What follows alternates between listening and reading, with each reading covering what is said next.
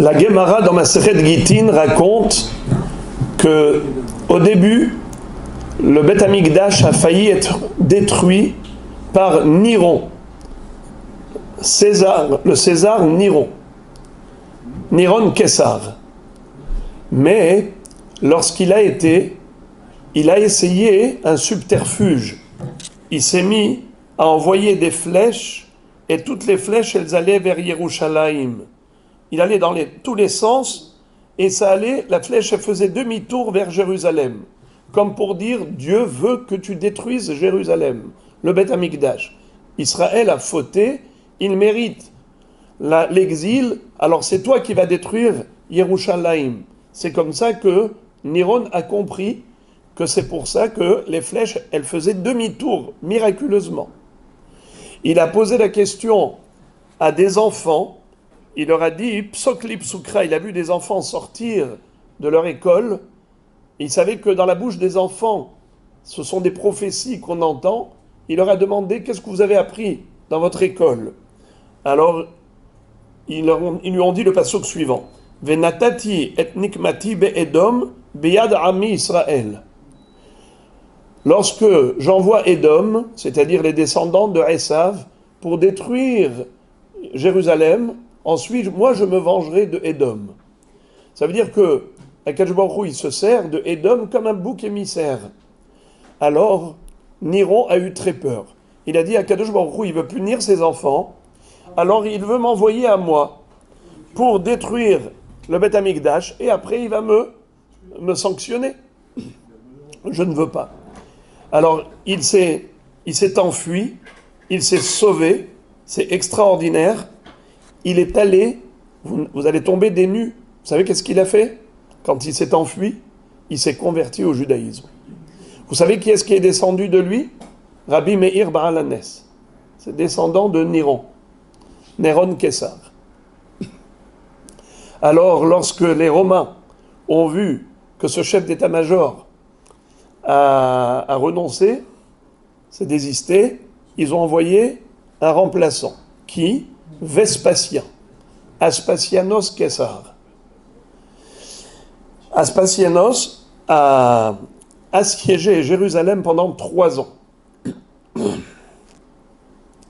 À l'intérieur de Yerushalayim, il y avait des gens qui étaient tellement riches, comme Nagdimon Ben Gurion, Ben Tzitzit Keset et Ben Kalba Savoua, le beau-père de Rabbi Akiva.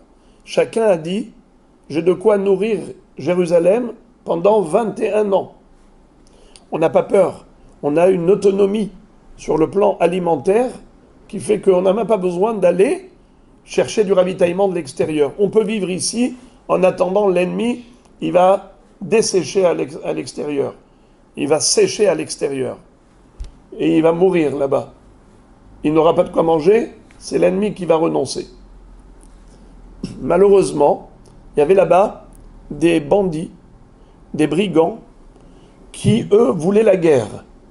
Ces bandits qui voulaient la guerre, ils ont brûlé les dépôts, les entrepôts de nourriture de ces 3 hommes, ces 3 Richards, pour inciter le peuple à aller faire la guerre. Or, Rabban Yochanan ben Zakkai, il savait que ce n'était pas le bon moment pour la guerre.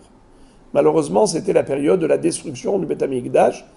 Il a dit, on ne va pas gagner la guerre, autant faire la paix, lever le drapeau blanc. Mais les bandits voulaient imposer la guerre, ils ne laissaient personne sortir de Jérusalem pour aller lever le drapeau blanc. Alors, il a dû trouver une astuce.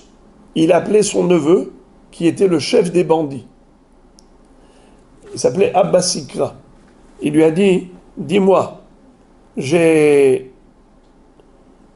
un service à te demander. Je voudrais sortir d'ici. Est-ce que tu peux me trouver un système? Alors il lui dit, désolé tonton, je peux rien faire pour toi. Parce que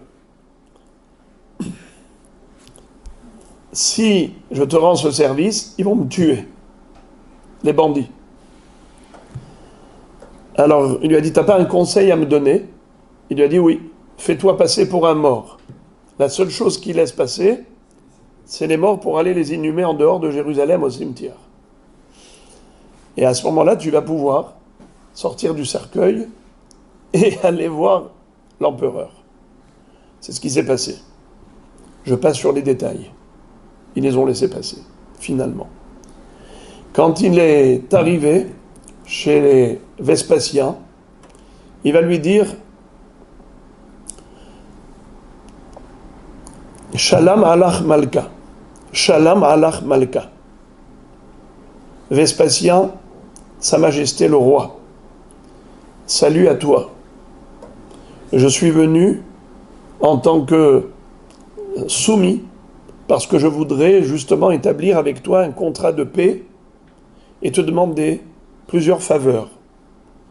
Alors, quand il lui a dit « Shalom alach malka »,« Shalom alach malka », salut à toi, Sa Majesté le roi, Vespasien va dire à Rabban Yochanan ben Zakkai, tu es doublement condamnable. Tu mérites d'être condamné à mort parce que tu m'as traité de roi, tu m'as qualifié de roi, alors que le roi se trouve à Rome.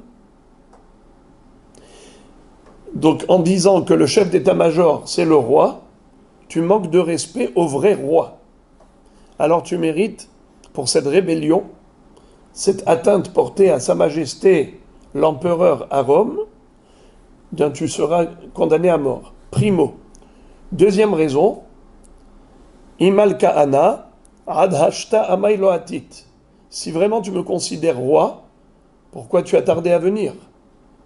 Pourquoi ça fait 3 ans que je suis là? C'est maintenant que tu y arrives, mais si tu me considères le roi, alors il fallait venir plus tôt, si vraiment je suis le roi. Il lui dit, voilà la réponse à tes 2 questions. Tu me dis que tu n'es pas le roi, c'est impossible. C'est sûr que tu es le roi. Car il est écrit que le Beth Amikdash tombera entre les mains d'un roi. C'est écrit dans le Pasuk. Ve'al Levanon ba'adiri Paul. Ve'en adire la melech. Ve'en Levanon et la Beth Amikdash. Shenemar ha'ar atov hazeh ve'al Levanon. J'ai pas le temps de vous expliquer chaque Pasuk.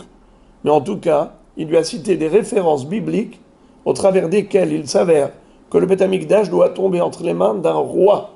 Donc c'est pas possible. Si le Beth Amikdash va tomber entre vos mains, c'est que vous êtes forcément un roi.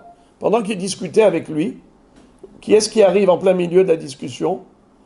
Un émissaire qui arrive directement de Rome, porteur d'une missive. Dans ce courrier, il était écrit que l'empereur est décédé et à l'unanimité, les ministres de la cour royale romaine ont décidé de nommer Vespasien comme successeur sur le trône à Rome. Eh bien, à ce moment-là, il était en plein débat avec Rabban Yochanan ben Zakkai. Il avait mis sa chaussure. Le Vespasien a mis une première chaussure. Et juste entre la première et deuxième chaussure, il a reçu le courrier.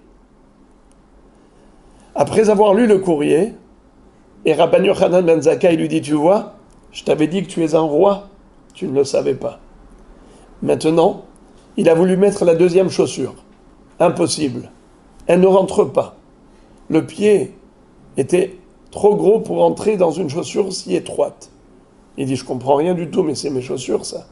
C'est mes bottes. Il dit, je comprends pas qu'est-ce qui se passe.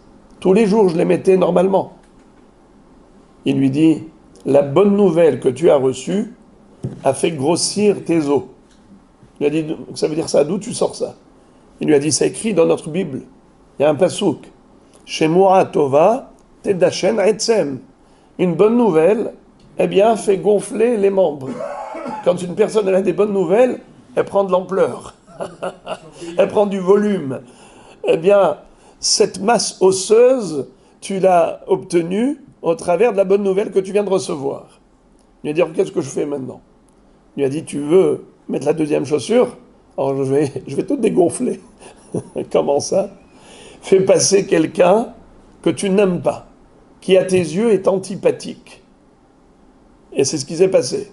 Du coup, le pied reprend sa taille normale. Et il fait rentrer la chaussure, tout va bien. Il lui a dit, mais d'où tu sais ça? Il lui a dit, ben ça aussi, c'est écrit dans le pasouk. Veruach nechea teyabesh garem. Un moral à zéro, la dépression, eh bien, ça affaiblit les os et ça les dégonfle. Alors voilà comment je t'ai dégonflé. Il lui a dit, mais vous êtes tellement intelligent, pourquoi tu n'es pas venu jusqu'à présent? Il lui a dit, je t'ai dit, parce que les bandits nous ont empêchés. Je voulais venir avant. Figurez-vous les amis, à Rosh Hashanah, et pendant les Aseret Yemei Teshuvah jusqu'à Kippour, dans la prière on dit, Baruch Ata Hashem, HaMelech HaKadosh. Baruch Ata Hashem, HaMelech HaMishpat. Il y avait un Admour, il s'appelait Rabbi Aharon de Karlin. Rabbi Aharon de Karlin, quand il a dit à Rosh Hashanah, il a récité cette bénédiction, Baruch Ata Hashem, HaMelech HaKadosh, il s'est évanoui. Quand on l'a réanimé, il a dit, Rabbi, qu'est-ce qui se passe? Vous faites un malaise, qu'est-ce qu'il y a? Il leur a dit, je me suis souvenu de la Gemara, qui raconte que lorsque Rabban Yochanan ben Zakkai a été voir Vespasien, et il lui a dit, Sa Majesté le roi, salut à vous. Il lui a dit, si je suis un roi, pourquoi tu n'es pas venu jusqu'à présent?